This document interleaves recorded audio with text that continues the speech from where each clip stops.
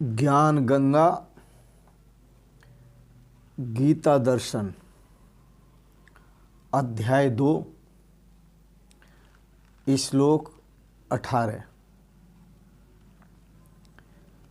भगवान श्री कृष्ण अर्जुन को जो पहले समझा चुके उससे अर्जुन अपनी जिज्ञासा प्रकट करते हुए कहते हैं,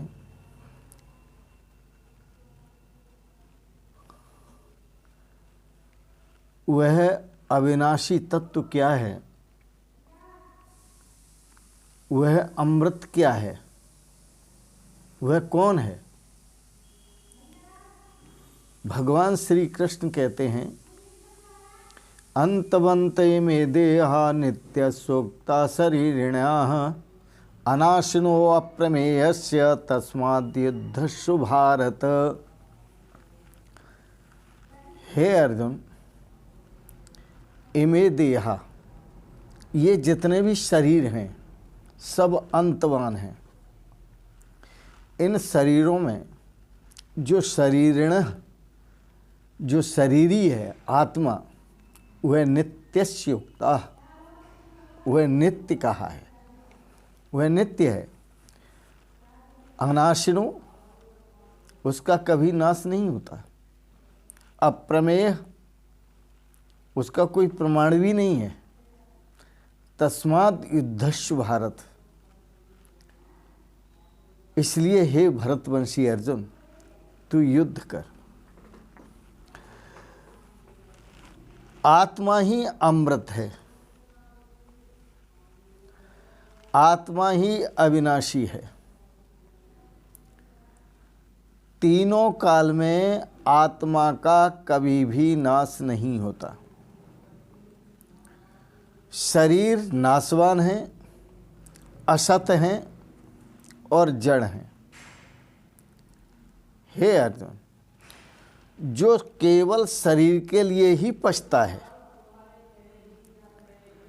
शरीर के लिए ही श्रम करता है, वह अविवेकी पुरुष है, वह मूढ़ बुद्धि पुरुष है, वह पाप आयु पुरुष है, व्यर्थ ही जीता है।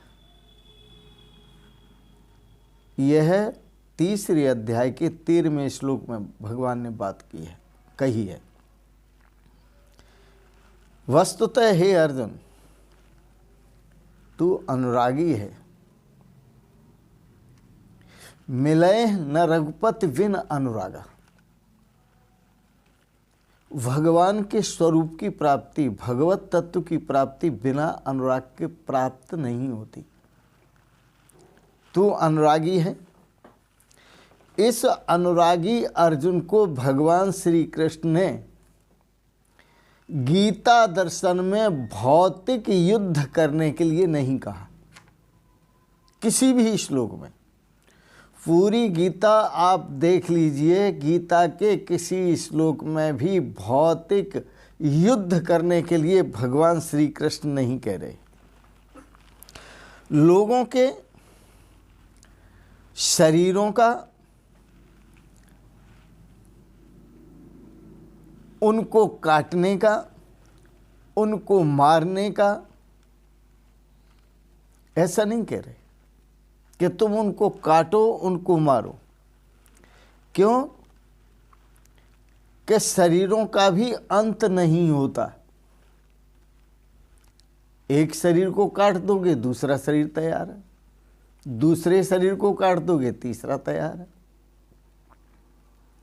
किसी वृक्ष को आप ऊपर से काट दो, उसमें और शाखाएं निकल आएंगी। यदि उस वृक्ष को जड़ से निकाला जाए तो फिर उसमें शाखा देने की सामर्थ्य नहीं रहती।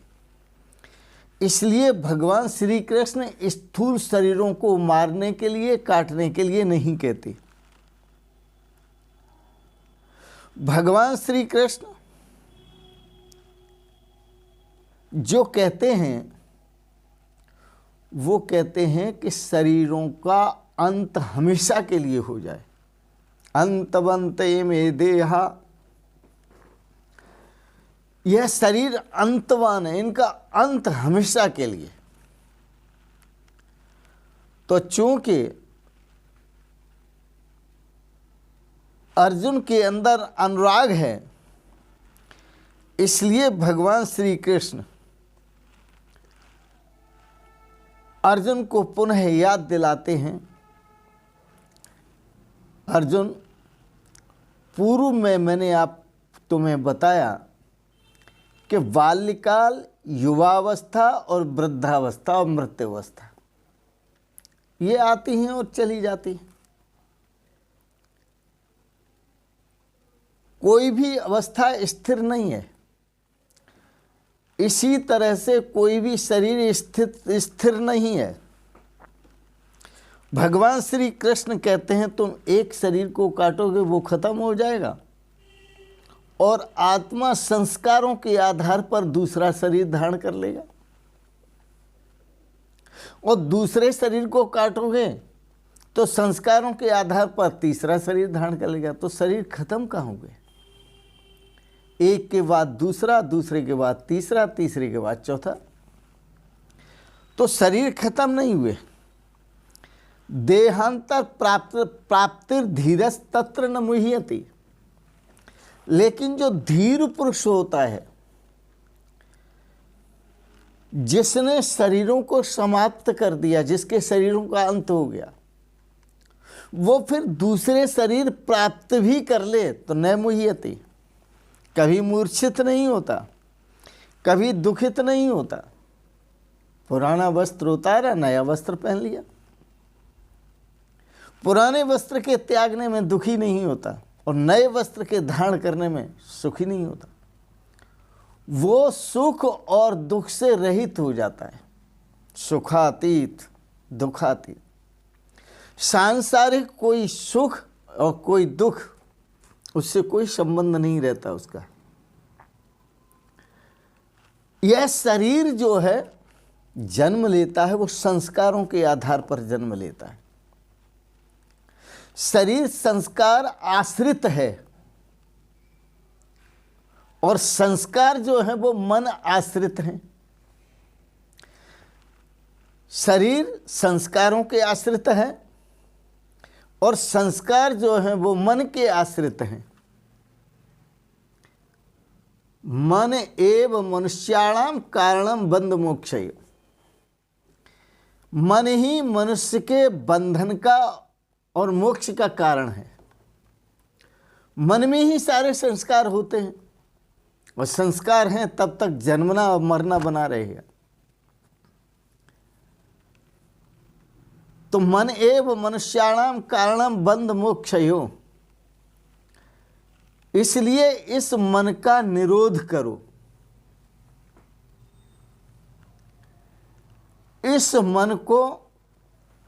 इस मन में भरे हुए संस्कारों को नष्ट करो। यह जो अपना स्वरूप है, आत्म स्वरूप, अचल, अमर, नित्य,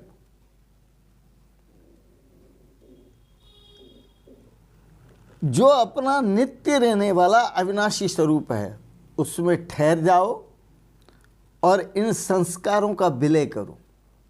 मन में भरे हुए संस्कारों का विलय करो। तत्समाधानम समाधि। जब संस्कारों का विलय होगा, उस परमात्मा स्वरूप में स्थित हो जाएंगे, तो संस्कारों का अंत हो जाएगा। और संस्कारों का जो अंत है, संस्कारों का जो छूट जाना है, वही शरीरों का अंत है। श्री कृष्ण भगवान ने अर्जुन को कहा, अर्जुन, स्थान स्थान पर भगवान श्री कृष्ण ने युद्ध की प्रेरणा दी है, लेकिन कोई भी श्लोक भौतिक युद्ध करने के लिए प्रेरणा नहीं देता है। क्योंकि भौतिक युद्ध मारकाट का समर्थन करता है।